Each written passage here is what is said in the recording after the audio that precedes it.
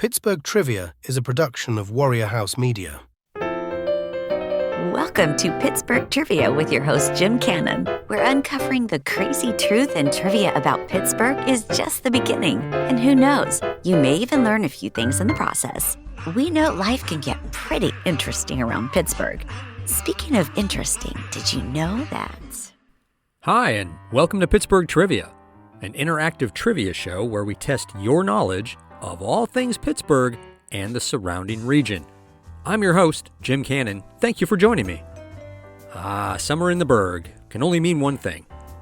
Well, okay, it can mean a few things like graduation parties, humidity, Bucks games, and so much more. But this episode is all about that magical place that has united families for generations.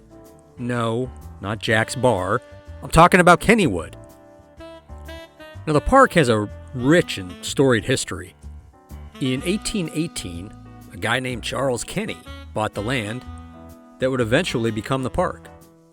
During the Civil War, people would have picnics there, and they called it Kenny's Grove. In 1898, Anthony Kenny agreed to lease the property to the Monongahela Street Railways Company, owned partially by the Mellon family. They created a recreational trolley park at the end of the line where the Kenny land sat and added the first rides and attractions.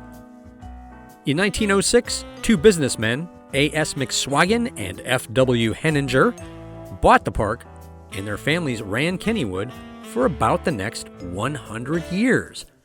So there you have the abbreviated history of the park. As I always do, let me explain how the show works. We have 2 rounds of 5 questions each. I'll read a question, pause for a few seconds to let you think about it, then move on to the next question. At the end of each round, I'll read the questions again and provide the answer, along with some additional information. After 2 rounds, there's one final bonus question, and I'll read it, give a slightly longer pause, and then provide the answer. Now let's go see how much you really know about Kennywood. Hopefully, all those school trips and family outings will finally pay off. Round 1. Question 1. Dubbed King of the Coasters by the New York Times in 1974, in 2024, this roller coaster celebrated its 100th anniversary.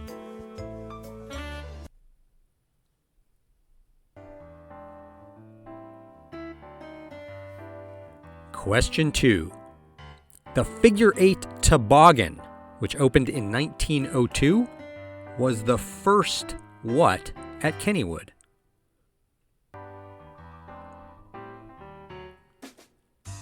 Question 3. Now, this ride was mentioned in an earlier episode, so if you've been a listener, this might be a freebie for you. It is Kennywood's oldest surviving ride, built in 1901.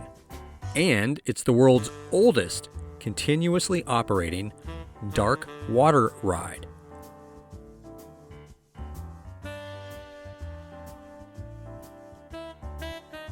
Question 4. As the park entered a new era, visitors would see a host of new rides, some featuring what was innovative technology for the time. Built in 1920, this is the oldest surviving coaster in the park.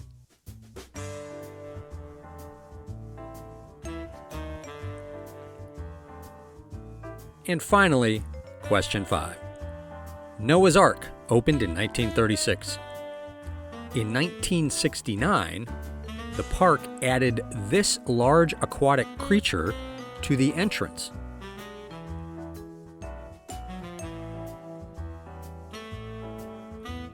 All right, that's it for the round 1 questions. That shouldn't have been too difficult for most of you, but as they say, the proof is in the potato patch. Let's go and see how you did. Round 1 answers. Question 1.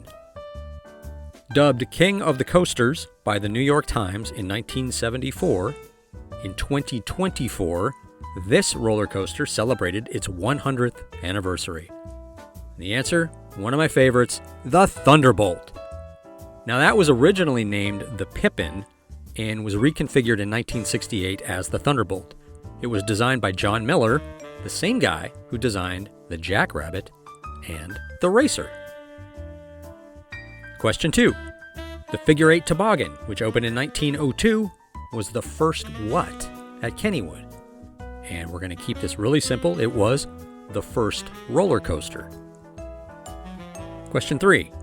This ride was in an earlier episode, so might have been a giveaway. It is Kennywood's oldest surviving ride. It was built in 1901, and it's the world's oldest continuously operating what they call a dark water ride. What is it? Answer: the Old Mill.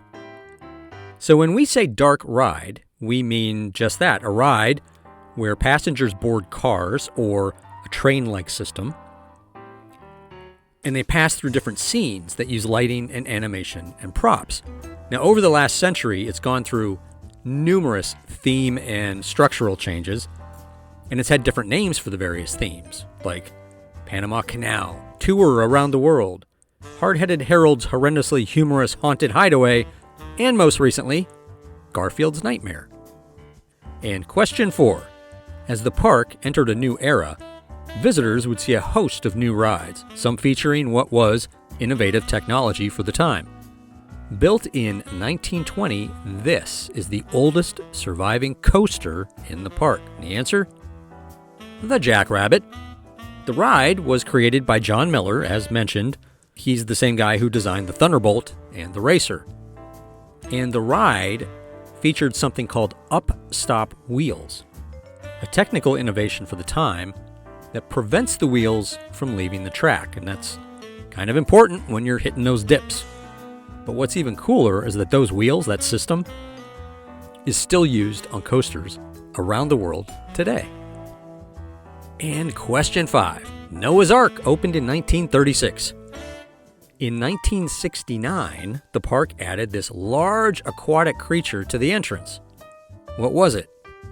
It's a whale. You remember the big blue whale? You had to walk into its mouth and across that squishy tongue thing, which is always a little unsettling. All right, that was a pretty fun first round. And listen, for the uninitiated, Kennywood is open until September for the rides. But they also have some other events there, including Phantom Fall Fest for Halloween and the Holiday Lights display. So you can enjoy the park almost year-round. Of course, we won't talk about January through April. And just a note, you can find us on Facebook, Instagram, and X. And if you'd like to recommend us to friends, we're also on all of the major listening platforms. You can head to the website, pittsburghtriviapodcast.com, to get the links. Okay, let's keep the momentum going and get into the next round. Round 2, question 1. Due to the park's longevity, there are various anniversaries and milestones there on a regular basis.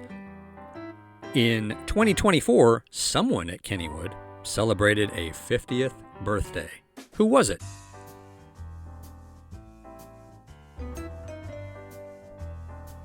Question 2. These items that direct people to the park and are located around the Pittsburgh region first began to appear in the 1920s.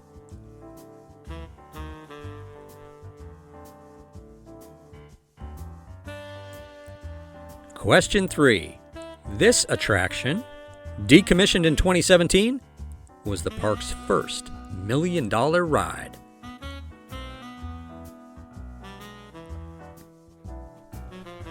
Question 4. Now this is a regional question, so you're going to have to think outside the city a little bit. In 1983, Kennywood purchased this smaller theme park located in Ligonier.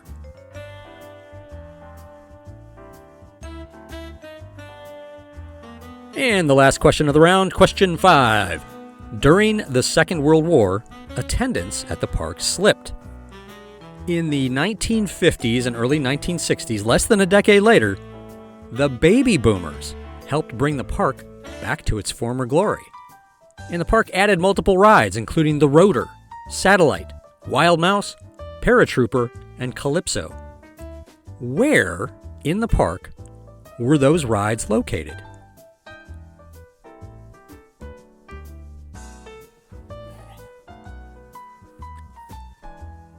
All right, those questions were slightly tougher, and I'm sure you had to think about those a little bit more than you did in the first round.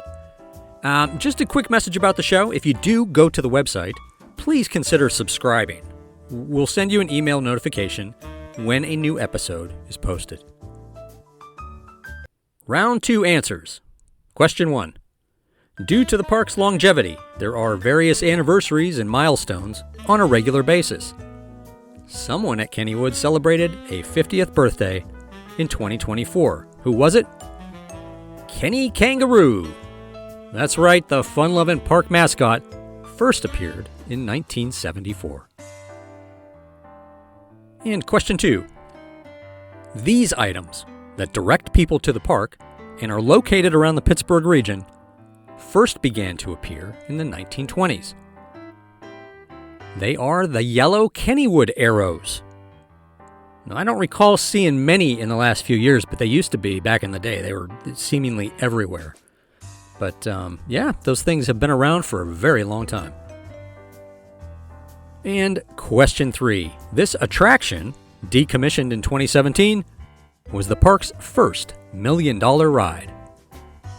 That would be the Log Jammer. It was also the first true water ride in the park, despite the old mill having been there for decades.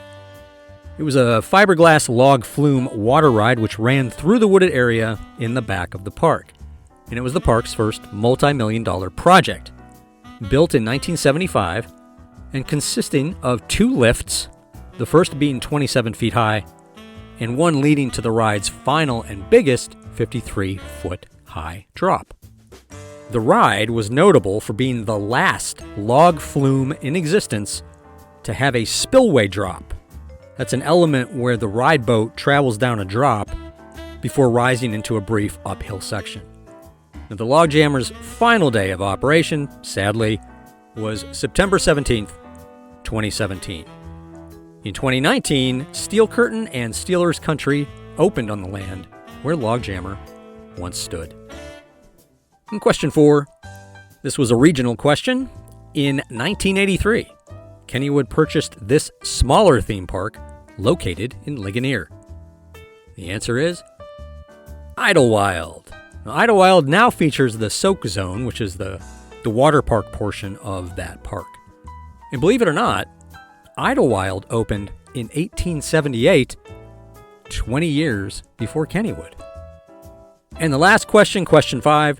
During the Second World War, attendance at the park slipped. In the 1950s and early 1960s, less than a decade later, the baby boomers, which is your clue for this, helped bring the park back to its former glory. And the park added multiple rides, including the Rotor, Satellite, Wild Mouse, Paratrooper, and Calypso. In what part of the park were the rides located? Again, think about the baby boomers. The rides were in Kiddyland. So the boomers were cranking out those kids, man. They were staying busy. And so the park was very responsive to that.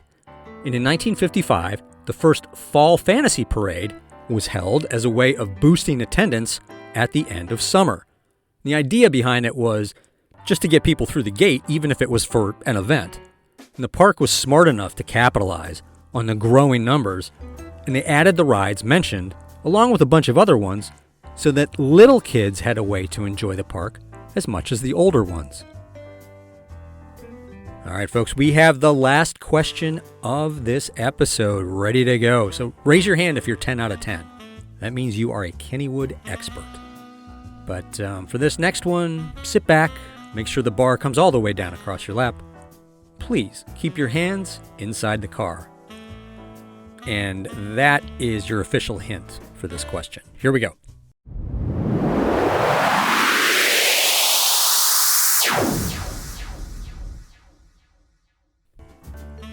When the Steel Phantom opened in 1991, it brought with it 2 world records for a roller coaster. Name one of the 2.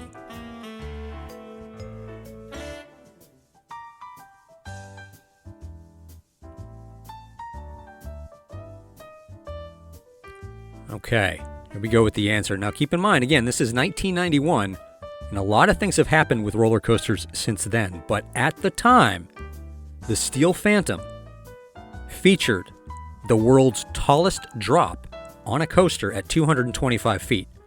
And it was also the world's fastest roller coaster, clocking in at 80 miles per hour.